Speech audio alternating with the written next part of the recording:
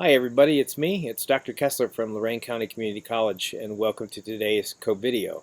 Today is the 20th, and I know my school is about to start on Monday, and schools everywhere are starting to reopen at this time under different circumstances entirely. All right, let me jump right in and tell you that my temperature today is 98 degrees Fahrenheit. It's a little hot today, and that is 36.7 degrees Celsius. All right, so you've seen this map before. Here is July 13th, July 23rd, July 30th, August 6th, and August 13th, and you can see that it started out with Lorain has been pretty much in the orange in level 3 for quite a while, or in level orange 2, level 2, and Cuyahoga County has been up in the in level 3, approaching level 4. Well, things got all weird and different today because things kind of changed around. Just to show you what Lorain County looked like last week, the 13th, it was in pretty good shape. Few number of cases, and that's what it looked like. Well, today it changed. And Lorain went red, Cuyahoga went orange, and Erie is still red. And so why are we red? Why is Lorain County red? Lorain County is red because we have the second indicator. There are 7 indicators. The second indicator changed over, and a lot of our cases are coming from non-congregate cases. I'll have a lot more to say about congregate cases later on today, because that's sort of the subject of the end of this co-video.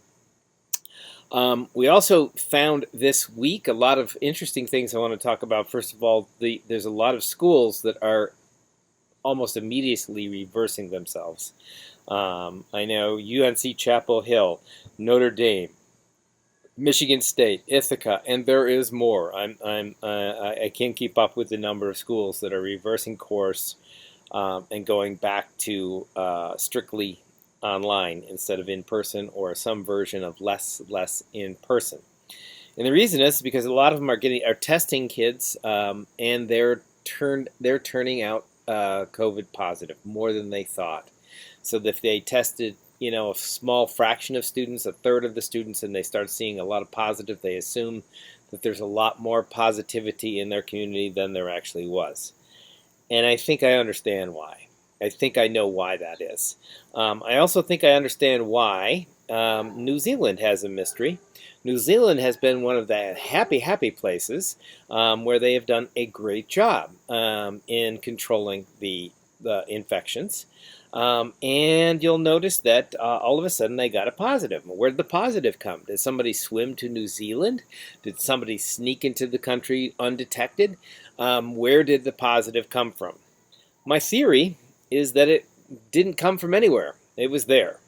And the same thing goes for the college students. The college students who come and they don't know they're positive. Nobody knows. If people know they're positive, they would do something about it. They would definitely isolate themselves. Because we estimate that there is, in essence, there is about 40% of the people, at least 40% of the people who are COVID positive are asymptomatic. They don't know, and they're spreading at some rate. They're spreading from one to another to another. So that is where we think that whole mystery comes from. I want to end today. So I think we have to be very careful. By the way, that means that we have to be very careful. This is one time where I'm actually at my son's house right now, so I'm in his backyard, and I don't have my mask with me. But you should put a mask on. I'm here by myself, so I don't have to worry about wearing a mask. But people should wear masks.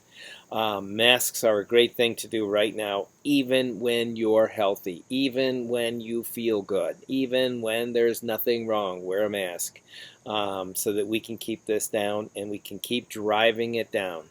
there is definitely good news going on and around us, and I'm hoping that that we can keep up the efforts to drive it down, especially in Lorain County, even though we're having a little bit of a bad news today.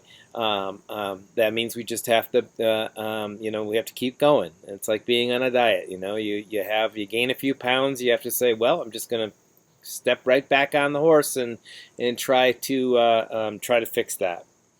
Last thing I want to talk about is congregate living, and I have been fascinated by the prison cases.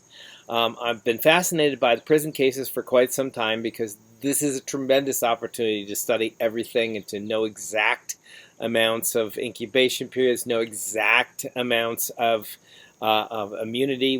Because we have excuse the expression, a captive population. And that population, we are looking at 6 different prisons that are in this study. This came from the CDC. And I don't have a lot of good data from this. It's just starting. This is like the first little paper that's coming out that says, hey, we got something here.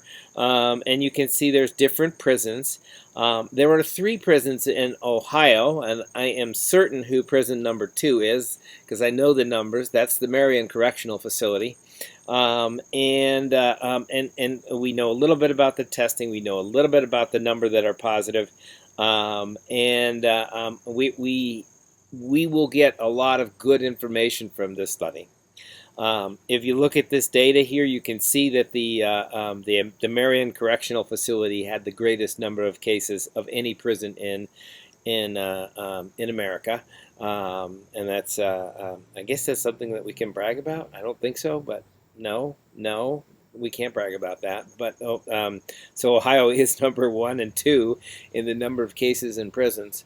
And then we can follow those people as they maintain their quarantine and go through the whole story here, and then we'll see where this all goes. So I think this will be. Stay tuned. There's more to come on this. Want to remind you that this is indeed tough times. This is we've been struggling with this. It seems like forever. I've been doing these videos for about this is my 5th month of doing them, and I know you're getting like, oh, when is it going to be over? When is it going to be over? We can make it be over. We can just keep up the good work. Drive it down, drive it down, drive it down. We can even be open and safe. All we got to do is just make sure we cover our mouths. We can be safe and be open at the same time. So that's the hope there. I want to remind everybody to be good to each other and look for the helpers. And may you all persist like a lentivirus. Thank you for tuning in to this video.